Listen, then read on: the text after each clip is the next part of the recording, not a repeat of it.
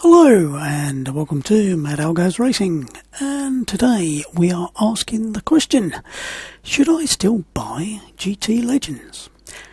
GT Legends is the SimBin release that came between GTR and GTR2, and it covers the FIA's GTC-TC European Series for historic GT and touring cars.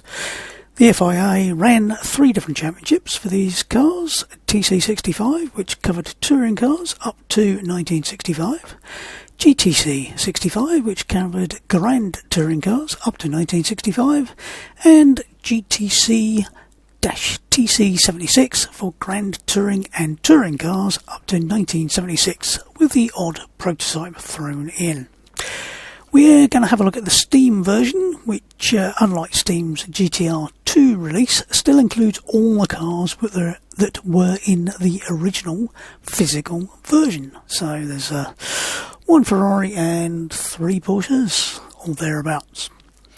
Cars are a great selection of mid-60s to mid-70s classic GT and touring cars, allowing you to recreate the classic David and Goliath battles from the touring cars of the 60s, with the diminutive Minis taking on the monstrous V8 Ford Mustangs and Falcons, all assisted by every villain's favourite car, the Mark II Jaguar. Then we have a few supporting characters in the Mark I Cortina, the Alfa GTV and the Abarth. Then we can move on to the classic GT cars, such as the Ford GT40 and the Jaguar E-Type, with more power, speed, and in the latter period, slick tyres. These include probably my own personal favourites, the Porsche 914-6 and the De Tomaso Pantera. Track selection is maybe a little more limited than other titles, but still has a decent count of layouts spread across 11 tracks, with some that don't make regular appearances in other titles, such as Anderstorp, Dijon, Magny-Cours and Mondello. Tracks are well made, if quite simple, with relatively low quality textures, but again, this needs to be considered in the context of the age of this title, and you should have no problems at all turning everything up to 11. Controllers gives the usual selection of keyboard and mouse, control, gamepad and wheel, and this is another title that suffers from not supporting lots of connected controllers, so you may need to disconnect something to get wheels, pedals and H-pattern to work if they are all on separate USB connections. Game works nicely with an Xbox 360 controller. Just keep the steering sensitivity, why do I have problems with that word, sensitivity down to around 15, dead zone of 5 and speed sensitive steering around the 75 mark, then just adjust to taste.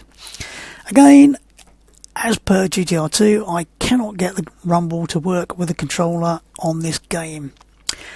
Wheel wise, again, works nicely with enough FFB to tell you what the 4 corners of the car are doing. I'd suggest starting around the 540 degrees of steering mark.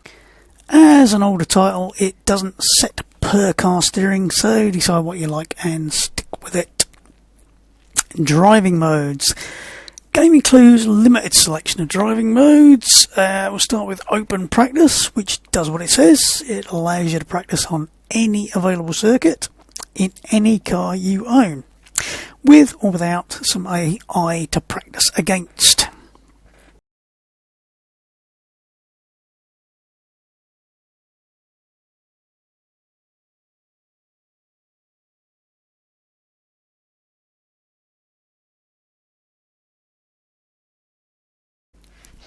Race weekend allows you to have a full race weekend with practice, qualifying and race at any unlocked track in your own car. In any car you own. You can set which cars or classes are available for the AI, number of laps, starting position on the grid for when you don't do qualifying, and the number of AI opponents. You can set starting times so you can race in the dark, and indeed can have accelerated time, which is set in the realism options. So you could do a full 24-hour race with day-night cycle in a mere 24 minutes.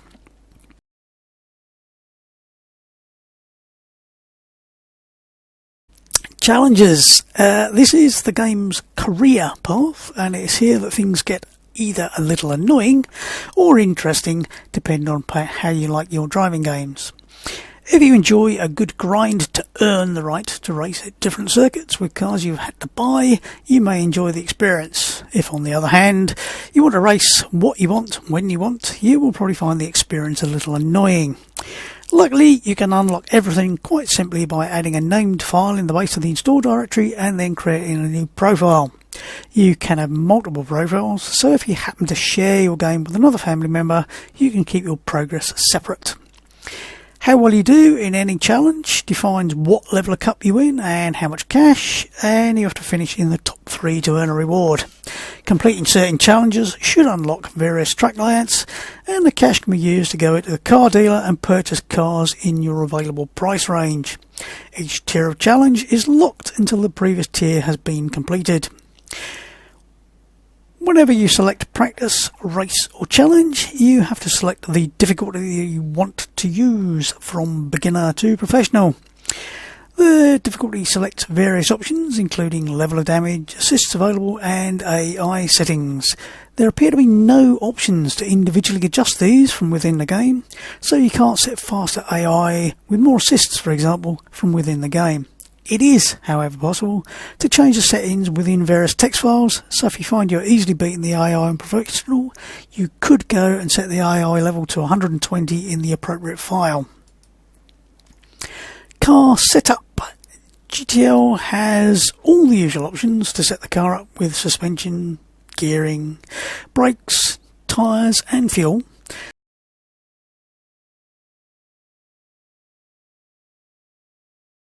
It also has a much simpler 3-slider system that allows for quick changes to be made to basic car balance, which is useful to see what making a change to the oversteer-understeer balance can be affected with the changes to anti-roll bars, for example. It also allows you to select the gearing, and one other thing which my brain has just completely forgotten, but it's on the screen right now, or about now, so you can see what it is. Multiplayer. Well, this is a 13-year-old game and local MP should work fine, and I'll leave it up to Google to tell you more about other MP options that may still exist. GTL, like GTR2, has a series of mods available to improve just about every aspect of the game, with improved HQ sounds and textures, tweaked AI and physics, and there are also plenty of additional tracks available. These mods should work fine for both the Steam and the physical versions of the game, although as ever your mileage may vary on how well they work, and if you apply them to the Steam version you will have to run the game directly rather than via Steam. In fact, my own install refused to start from Steam even after only adding a new unlocked profile, and I had to add compatibility mode to all the executables. As I said, your mileage may vary. All in all, GTL is a great little game with a nice selection of cars. It will run on relatively low-end PCs and allows you to mod it to extend the game and change it to suit your needs a bit. For the asking price of £5 on Steam, available as part of the SimBin Mega Pack 2, which appears on sale from time to time, it's got enough going for it to say it's a worthwhile purchase. Now, hopefully at this point I will be driving at least one lap of a race in the unmodified version, and then after that I will do a full 3-lap race in a fully updated with the 10th anniversary patch available online, and I'll leave a link below, and hopefully you'll be able to see a few of the differences in maybe the sounds, maybe some of the quality of the textures, but there are high quality texture packs in. It even changes the user interface slightly as well, so lots of things are added and you should hopefully be able to see the difference. And I will also have the replay running at the same time on that one. So go out, have fun, enjoy your racing. and I'll catch you next time. Goodbye.